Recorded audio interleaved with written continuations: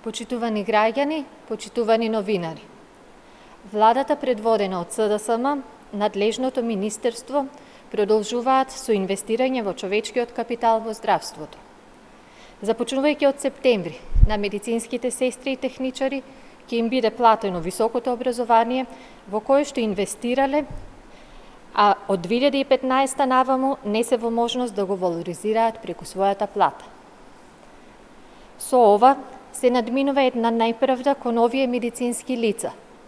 Имено, во 2015 година направен е пресек и била донесена одлука да се платат само специјализациите од високите школи на тие кои дотога завршиле, односно се стекнале со образование од 180, односно 240 кредити.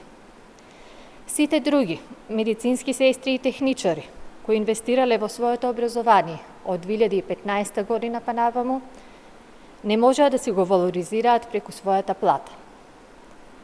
Тоа од овој септември се исправа и овие медицински лица ќе добиваат поголеми плати соодветни на нивното образование.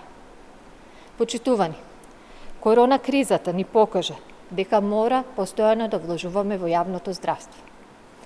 Како одговорна партија, тоа постојано го правиме во овие изминати 4 години.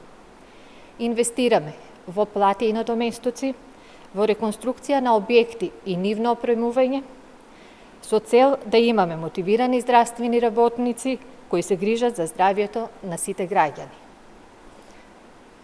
Остануваме посветени на мерки и проекти кои значат подобрување на условите за работа на здравствените работници и унапредување на квалитетот на јавното здравство во нашата држава.